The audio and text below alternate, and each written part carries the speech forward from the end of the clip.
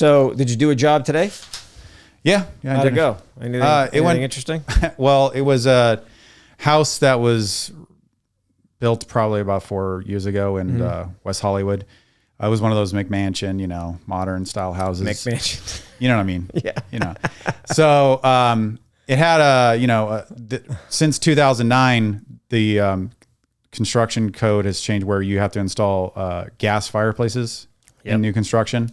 So that's what it has in there. So no more brick fireplaces. No more brick in California since 2009, it's gas fireplaces. Right. And typically the direct vent. I don't know if you want to start looking at visual aids now, but going shortly, into we'll differences. Shortly, okay. Yeah. So it was a newer gas fireplace. It was re-inspection actually. I went there and the installer, when the original build, actually installed the wrong chimney vent. So the flue or the metal vent wouldn't actually exhaust the gases properly. So I went out there and inspected again, and they didn't. This is what happens a lot is when I go back for re-inspection, especially on new construction. It's sad to say, typically most of the things you point out don't get fixed. So same with the home inspection. Oh, same with the home inspection. Okay. Yeah, it's very frustrating. Exact same thing. Okay, I got it. So I don't know if you do new construction, yep. And then you write all these things, and then sometimes they'll have you come back. Yep. And they're like, "Did this get fixed?" And you're like, "No, it didn't." It's worse. It's sometimes it is worse. So half the things weren't fixed. There were some damaged components to the fireplace. So, you have to say, well, I'm just going to write up the same thing pretty much as the previous report, and it needs to get fixed. And once again, you just want to strangle somebody. Yeah. It's like, that's the most, I would say that's one of the most frustrating parts is the new construction. And, I don't know. I know it's sometimes costly to fix things because their finishes are definished but if the standard is the standard, like on gas fireplaces, the manufacturer has very clear standards of how it needs to be installed. Right. And it states in their installation manuals, this is not a safe installation if you do not follow these standards. So I'm not going to be like, oh yeah, that's totally fine. And, but it seems like they are just, oh, maybe they won't see it, or I don't know what's going on, but it's very typical for me to come back and it's not fixed. Yeah. That's no fun. I've been down that road with brand new McMansions in the past. Yeah, exactly. Skylight issues. Yeah. I come back and it's worse. Yeah. Like, it's worse. Like they did. So instead of, maybe it would cost more to do it right, but now you've made it worse. It's like, It's like, what do you do? Yeah. Crazy. So let's see. Let's take a look at a few photos here. Sure. So by the way, this is your website, Chimney Doctor. Oh yeah. So that's my website.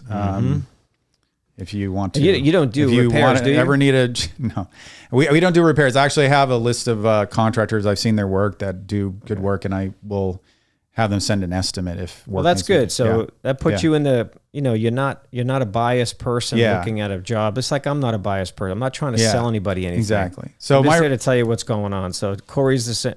Corey, I knew I was going to call you Corey. That's okay. Don't worry.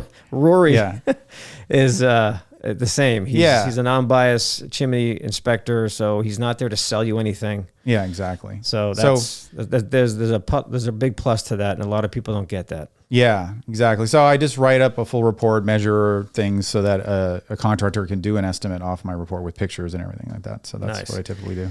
All right. So I got some photos here from you, and I'm just going to put them into the gallery here, and you can just kind of well, I don't know what order. Yeah. Okay. Just kind of slowly describe what we're looking at. Yeah. So so in the night there, let's backtrack a little bit. So there was an earthquake in 1994. Big time. A big earthquake that damaged a lot of masonry chimneys all throughout LA County, really, in a lot of different areas. It was in Northridge, so a lot of areas near Northridge, but even down, I've seen it in Hancock Park. They have a lot of masonry chimneys there. But a lot of chimneys got structurally damaged, and a lot of them were corrected or rebuilt in 94 and around that time period. The city building department and it came out with an engineered city detail on how to correct it, on how to rebuild it. Right.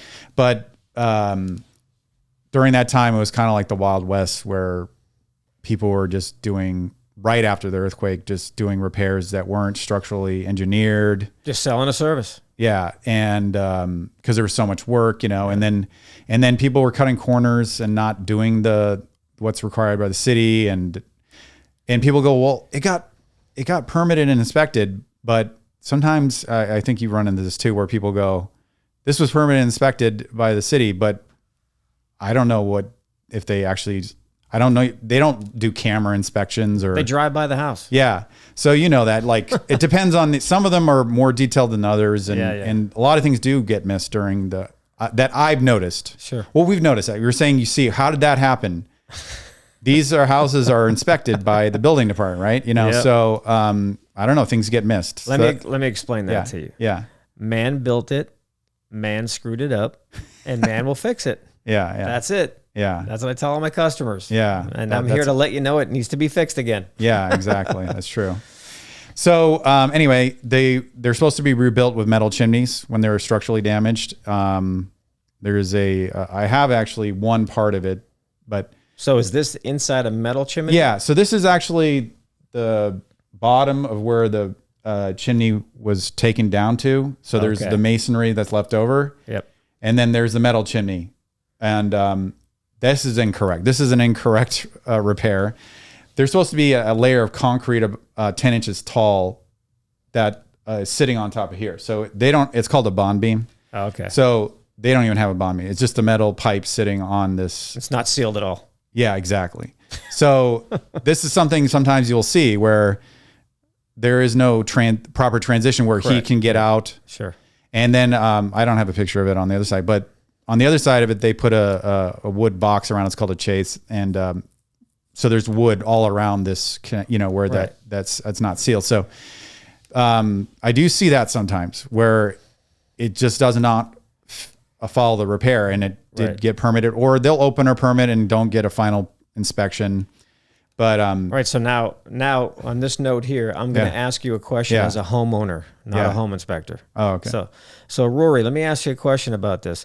So how does this affect my house? So that's the thing, is that we're in Southern California, so it could affect, in an earthquake, that repair it could fall over. That's a possibility. I don't know if that will happen, but it's not secured to properly to the bottom part of the masonry chimney, the new metal chimney, and chase is not properly secured, so that could topple over possibly. But the main biggest concern I have with that is that it doesn't have a sealed transition, so he could escape and possibly catch something on fire at that transition, like the wood around it. Yeah, the wood around it. Right. There's usually a chase around it that has plywood on it, right? Or sometimes wood framing, which it's not allowed now, but at the very, very beginning, there was some wood framing being used. Yeah. And typically that's all covered with stucco or some maybe wood trim to make the chimney look nice. Exactly. So anybody with a house with a chimney, if you look up and go, oh, okay, yeah, I see this. I see my chimney flue go all the way up and then stop, but it's all good. It either has stucco on it or it's got wood siding on it or brick veneer, whatever. Yeah. So that's basically what it is. So yeah, that's dangerous. Now, could I see that with a level 1? Oh yeah. No, you definitely would never be able to see that. Okay. Wow. Yeah. So here we go. Let's make a list. 1. Okay. Go. Okay. Yeah. That's one reason why you don't want a home inspector inspecting your chimney. Yeah. Yeah. I'm here to talk about that. Yeah. That's why I invited you on, because I want to make that point, because I really think that point needs to be made, and no one. I got you. You know what I mean? It's like there's a lot of reasons for this. Yes. And these are obvious reasons. Yes. And then one other thing is if you hire a chimney inspector, because there are some I've heard of from other home inspectors that tell me about them, because I don't see chimney. I just meet home inspectors and they tell me stories. Yeah. And there are some that do this, they're just coming and doing a level 1 with a flashlight and looking up. Oh yeah, it's fine. You need to hire a different chimney inspector. Right. Because they're not doing a level 2. My point exactly. And I just There are some of them out there. I don't want to name names, but there are some that do that, and that's a thing that if you see that's wrong. Oh, absolutely. So, yeah. And that's something I want to point out to real estate agents, because a lot of real estate agents look at me very cross-eyed when I tell them I don't do chimneys. Well, what do you mean you don't do chimneys? Well, there's a reason I don't do chimneys, and that's what we're talking about now. Yeah. And the whole point is you need the right person for that. Home inspectors don't possess the tools or the training to get up inside those flues and really look for what's going on. Yes, we don't have that. Yeah. So, and if we did have that, you'd be paying us to do the level 2. Exactly. It would be if we had the $5,000 for the gear and we had all the training we needed, then we'd be there doing your home inspection and your level 2 chimney inspection. So it would not be included in a home inspection anyway. Yeah, exactly. So why not just save you? And you got to remember the reality of today's market. It's so fast paced. Yeah. Oh, hey, I just opened escrow today and I got to do my inspection like within 3 days. I'm like, why'd you agree to that? That's so. I know that is my point. Yeah. So I'm trying to save people time by saying, look, true. I don't do chimney, so get a chimney guy there too, so you can knock this out, because I can see that your house has 3 chimney stacks coming up. Yeah. So I'm trying to help you. Yeah. And here's a good story about that. Yeah. I'll tell you real quick. Okay. Recently, within the past month, I had a guy call.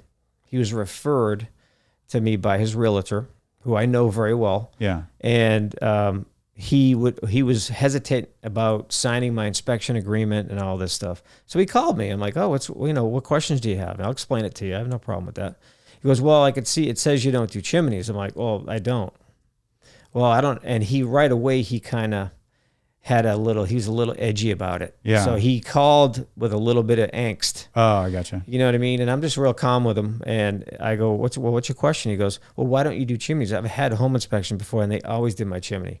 I said, that's probably correct. But if you think back to those other inspections and you read that report, I guarantee you it said at the bottom of his little statement, recommend further evaluation by a chimney specialist. Exactly. He goes, well, I don't know. I think he thought I was shortchanging him. Yeah. So he's mistaken. So then what I did was I said, sir, look, it sounds to me like you're not going to be happy with my service. So I'd recommend you just call another company so that you're happy. Because if you're not happy now, as soon as I show up, you're going to be looking at me going, why are you here? And why ain't you doing my chimney, damn it? Yeah, yeah.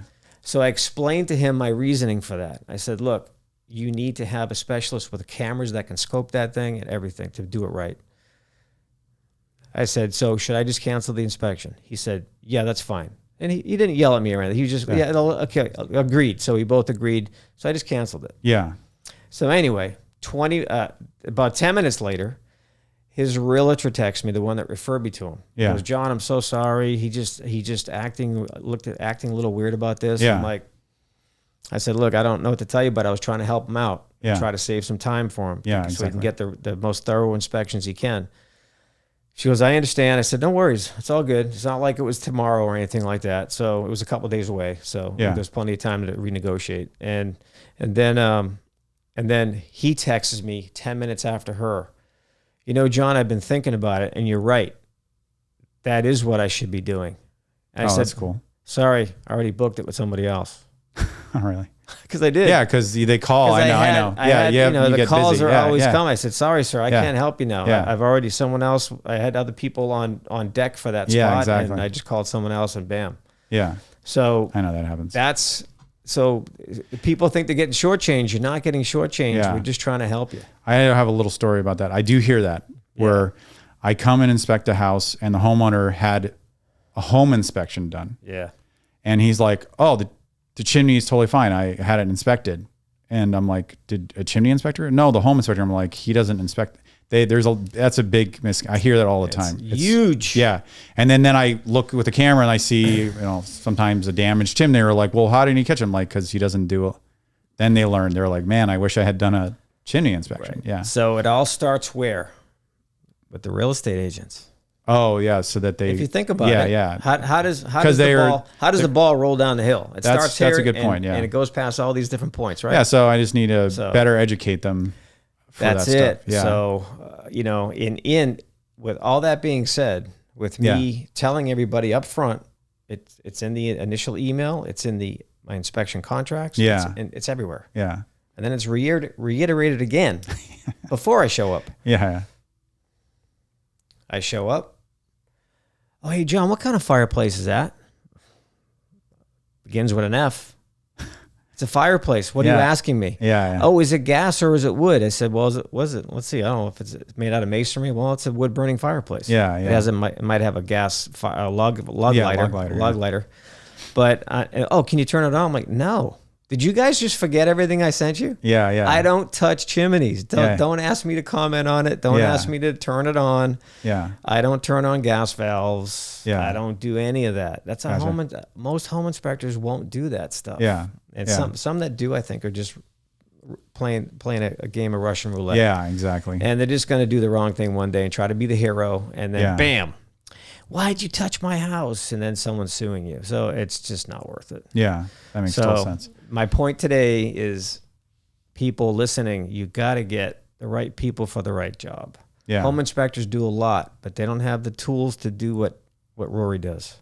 Yeah, I kind of look at a home inspector as like the primary care physician, right? That's it. And then they go, you need to see a specialist, or right. But if you're letting them know on the outset, this is, I don't do this and this should be done, then I guess the realtor should really understand that. Yeah. Some do, and they take it very seriously. Yeah. Oh no, there are some great realtors. They really know their game and everything. There's a lot of the newer ones that just don't know any better, which I understand. Look, we're all learning. Exactly. Not everybody was born with all the knowledge. Yeah. So you have to live and learn, but you need to pay attention too. Yeah, and I think another message I would give to realtors is, whoever you hire to do whatever service, take the time to figure out what is included in their scope of work. Yeah, exactly. Because a lot of times what happens is, oh, he checks everything. No, I cut him off right there. I was like, don't say that, because I do not check everything. And you're just going to set bad expectations with the customer. Exactly. And they're just going to be so disappointed. Exactly. It's like, oh, it's the worst. That's the funny thing you say that. That's so true. Like I think the agents I like the most are the ones that really kind of tell them what is typical to expect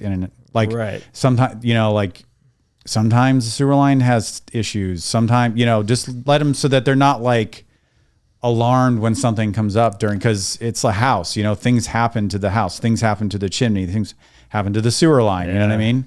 So I find that the really good agents are the ones that really just kind of preemptively set up expectations. Set the right expectations. Yeah, exactly. I think so, right? Because then if they do hear some bad news, like, I told you that could happen, right? So let's see how we can address this during the whole escrow process. Believe it or not, that's why I started my podcast. Oh, okay, help better set expectations with people when they're doing stuff. I always tell people, buying a home, don't panic.